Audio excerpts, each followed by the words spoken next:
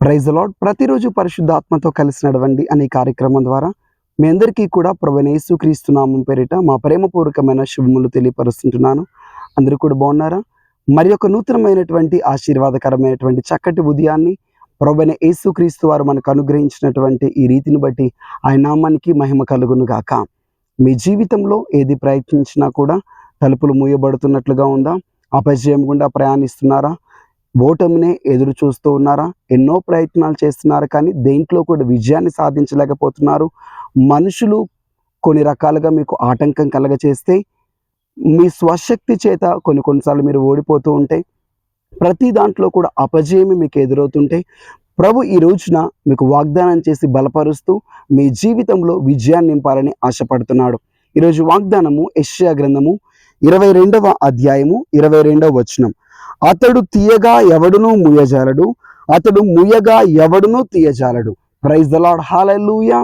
మనుషులు మీకు ఆటంకాలు కలగచేస్తున్నారేమో, మనుషులు మీ ముందు తెరవబడిన తలుపులను మూసివేస్తున్నారేమో, దేవుడు మీకు వాగ్దానం చేస్తూ మిమ్మల్ని నడిపించాలని ఆశపడుతున్న మాట ఏమిటంటే, నేనే మీ విషయమై తలుపులు తీయబోతున్నాను. హల్లెలూయా. మీ వ్యాపార విషయమై, మీరు ఇతర దేశంలోకి వెళ్ళే విషయమై, మీ యొక్క ఉద్యోగముల విషయమై, మీ గర్భఫల విషయమై, మీరు ప్రయత్నిస్తున్న ప్రతి ప్రయత్నాల విషయమై మీ ముందు ప్రభువు నూతనమైన తలుపులను తెరవబోతున్నాడు. ఆయన తలుపులు తెరిచినప్పుడు ఎవడు కూడా దాన్ని మూయలేడు. హల్లెలూయా. ఎన్నోసార్లు మనుషులు నీకు ఆటంకముగా అడ్డుగా నిలిచి ఉన్నారు. నువ్వు ముందుకు వెళ్ళకోకుండా, విజయాన్ని సాధించకుండా, నీ ప్రయత్నంలో జయము రాకోకుండా అనేక రకాలుగా వాళ్ళు ఆటంకపరిచి ఉండొచ్చు. రైట్ నౌ ప్రవచనాత్మకంగా ప్రభు నీతో మాట్లాడుతున్నాడు. మీ ముందు ఇక నేను తలుపులు తీయబోతున్నాను. నేను తలుపులు తీయగా ఎవడును ఇక తలుపులు వేయలేడు. హల్లెలూయా. ఆయన మూస్తే ఎవరు తెరవలేరు, ఆయన తెరిస్తే ఎవరు కూడా మూయలేరు.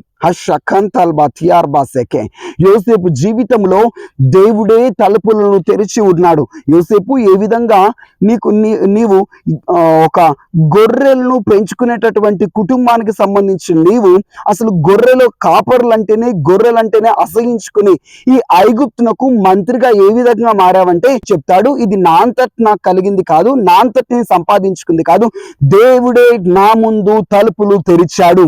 హల్లెలూయా.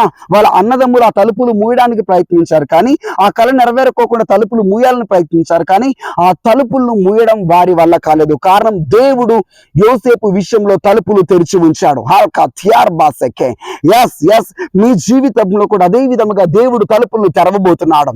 మీకు ఎన్ని రకాలుగా మనుషుల ఆటంకములు అడ్డంకులు ఎదురవుతున్నా, వెనుకకు లాగేవారు, పడేసేవారు, కిందకు త్రొక్కేవారు, అణిచివేసేవారు, ఎన్ని రకాల మనుషులు మీ ముందు తలుపులు తీయడానికి తలుపులు మూయడానికి ప్రయత్నం చేస్తున్నా, రైట్ నౌ ప్రభువు మీ ముందు తలుపులు తెరిచి ఉంచగా ఎంతమంది ఎన్ని రకాలుగా అడ్డగించినా అవన్నీ కూడా నిరర్ధకముగా మారబోతున్నాయి.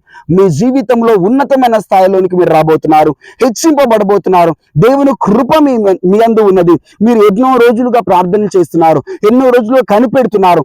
ఈ రోజు నుంచి పరలోకం నుంచి మీ దగ్గరికి వస్తున్నటువంటి వాక్కు, నేనిక మీకు తలుపులు తెరుస్తున్నాను, ఎవడు దాన్ని మూయలేడు.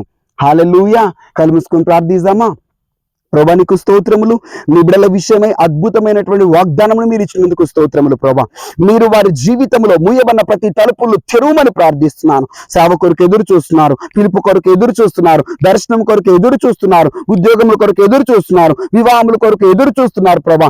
అయ్యా, ఉన్నతమైనటువంటి స్థాయిలోనికి హెచ్చింపబడాలని ఎదురు చూస్తున్నారు. దావీదు తాళపు చెవి కలిగి, అధికారము కలిగి, అయ్యా మీ భుజముల మీద ఆ భారమును మోసుకొని నీ బిడ్డల విషయమై ప్రతి తలుపులు తెరువమని ప్రార్థిస్తున్నాను.